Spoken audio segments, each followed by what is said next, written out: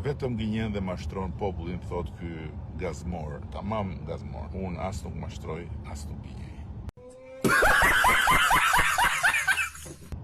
Unë punoj për ty. Punoj për familjen tënde, punoj për të gjitha familjet shqiptare, sepse këtë detyrë më ka dhënë shumica e shqiptarëve. Dhe për mua flet puna, për mua flasin faktet, për mua nuk flasin fjalët. Besoni kur them se kryeministri e ka humbur kontaktin me realitetin, dhe kjo është shumë e rrezikshme për Shqipërinë, për demokracinë, për të ardhmen tonë. Pse? Për shembull, ka mund disa individ në rrjetet sociale, cilët janë të moshës së tretë, të cilët unë u them, ore pensionet tuaja janë aq të vogla sa që nuk ju shërbejnë për asgjë, ata më thënë mua ikore qeros. Unë u them, ore spitalet shqiptare nuk kanë mjete për t'ju diagnostikuar, për t'ju trajtuar, ata më thonë mua ti e pa vetulla. Unë u them, ore, shkoni bëni analizat tek mjeku i familjes, ju vonohen analizat një muaj e gjysmë dhe të tyroni të shkoni tek privati, duke ju rënë në qaf fëmijëve tuaj se ata paguajnë, ata më thonë mua ti e pa lesh, shko mbill leshin. Ore, nuk është çështje leshi i Osmanit, është çështje e problemeve që kjo qeveri ju ka shkaktuar juve. Dhe vërej se këto shenja të kësaj moshe janë shumë të identifikueshme tek kryeministri. Kryeministri po plaket, po humb nivelin e logjikës, të argumentimit, të situatës dhe ndërhyrjes. Pra, njerëzit thonë korrupsioni o kryeministër, ai thot unë po punoj për ty. Qytetarët thonë, ore, shëndetësia more se nuk po trajtohemi, po mbetemi pa ilaçe, pa pajisje, ky thot unë punoj për familjet tuaja. Qytetarët thonë, ore, ndihma ekonomike, kempi për njerëzit me aftësi ndryshe është e pamjaftueshme, sepse nuk përballojnë dot kostot e jetesës, drita, ushqime, e kostot spitalet e të tjerë. Ky thot unë kam fakte se kam punuar.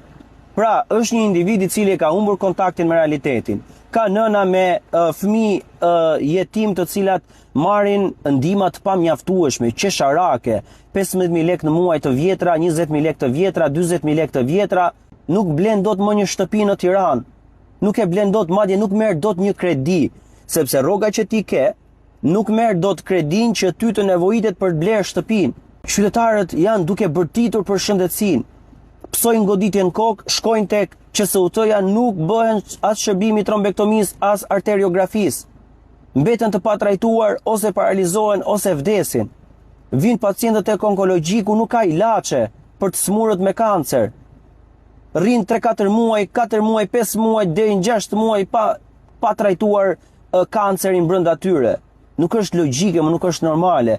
E çon atë person drejt vdekjes. Vinë nënat, gratë, motrat tona me kancer ginekologjik, ore thonë nuk trajtohemi dot se s'ka brakiterapi. Kryeministri thotë unë punoj për ju, po si punon për ne? Si punon për popullin? Vinë pacientët me kancer thonë duam të bëjmë PET skanin, nuk ka PET skan shëndetësia publike. Pra si punon ky kryeministër për qytetarët? Ti thua, pra po marr familjen, o baba, na pikon çatia, ai merret me dritaren. Ti thua, o baba, na shëmbur dritarja, na hyni ftohti brenda, ai fillon dhe merret me pllakat. Pra një njeri i tillë që ti tregon problemin dhe ai shikon një problem tjetër, nuk trajton problemin, por bëhet barr, bëhet problem që e gjithë shtëpia të mos funksionojë siç duhet. Disa sorra, disa korba duan ta kthejnë përmbys, por nuk kthehet përmbys më ky sistem. Vetëm për këtë kryeministri e di që ka gabim, pra këtë e kupton, se nuk janë sorra e korba, por janë më të bukurat shqiponja që ka Shqipëria. Shqiponja të cilët luftojnë për vendin e tyre, sepse ky vend i shqiponjave që ka luftuar historikisht për ta mbrojtur këtë vend, për të luftuar çdo pushtues që e ka kërcënuar, tashmë po lufton të keqin që ka brenda vetes. Sepse një sistem politik i ndërtuar në Shqipëri është kundër shqiptarëve, kundër njerëzve të cilët duan ta ndërtojnë të ardhmen këtu. Ky sistem është vetëm për disa individ, të cilët i përcakton kryeministri se kush janë, që ata të ndërtojnë, ata të pasurohen, ata ta kenë jetën luks, ata të marrin para nga buxheti i shtetit dhe të shkojnë të shërohen jashtë. Dhe shqiptarët e shkret duhet përballen me pasojat që ka lënë ky sistem, kjo qeverisje, dhe të përballen jo pak, por me jetën, me vështirësi të mëdha ekonomike, me pamundësi për të ndërtuar e për të ndërtuar të ardhmen e tyre në Shqipëri.